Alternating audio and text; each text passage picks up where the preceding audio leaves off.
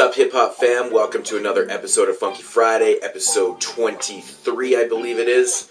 Yeah, thank you once again for joining me. I am your host, Moon616, and yeah, hope y'all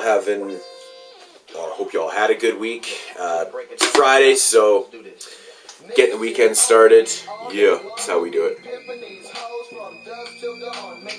Jason the Keg is still supporting, buddy. Alright, man, so I got asked a question earlier this week, and I was like, you know what, that's actually a perfect idea for an entire video, but I think I'll actually do that video, so be on the lookout for another hip-hop related video, if this is the side of the channel that you only watch.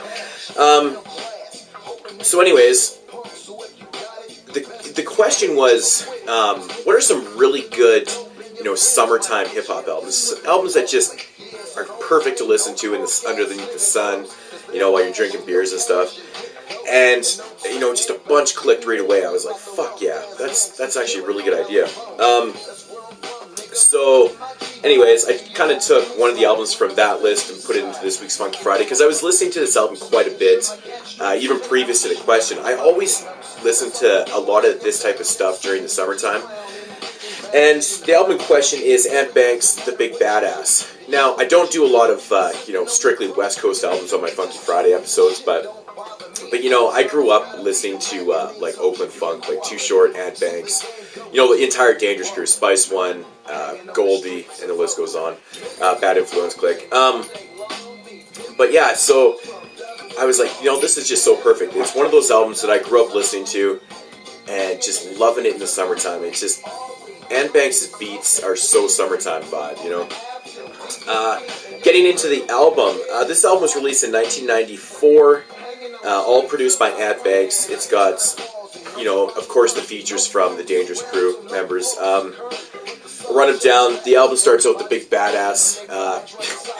Now, Ant Banks is always one of those cats that just didn't give a fuck on records, man. He was that, that burping and farting cat. Burping and farting on records is only Ant Banks could really get away with.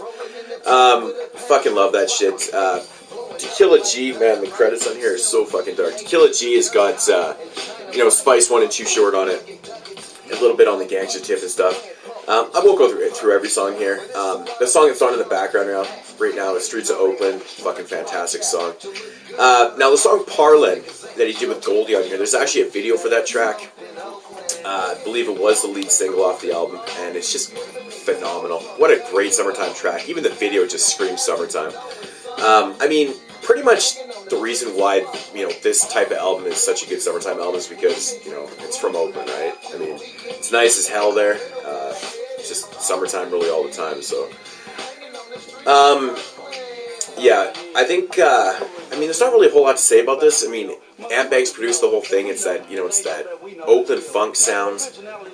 Really cool samples. I love the live bass licks in this. It's just fantastic. I want to say maybe Pee Wee did the bass on here, or maybe Shorty P. I can't remember. But there is a version of Packin' a Gun on here called Packin' a Gap. Packin' a Gun was a song that was released on the Menace to Society soundtrack. Now, the version that's on this album is actually a little bit different. I guess it's like an album mix of it, or, it doesn't say it's a remix, but it is a little different, though. Lyric-wise, beat-wise, too. Another one of my favorite tracks on this album is Pimp Style Gangsta with Rappin' Ron and that Diddly Dog. Rest in peace to Rappin' Ron. It's pretty unfortunate that he was murdered, but just a fantastic track on here. Fucking with Banks, of course, with Too Short and Goldie, is another diss track towards to Pooh Man, MC Pooh, who had just recently, they just recently started a beef with each other. And of course, Fucking with Banks is a spin-off of the song by Pooh Man, Fucking with Banks. Fucking love the track.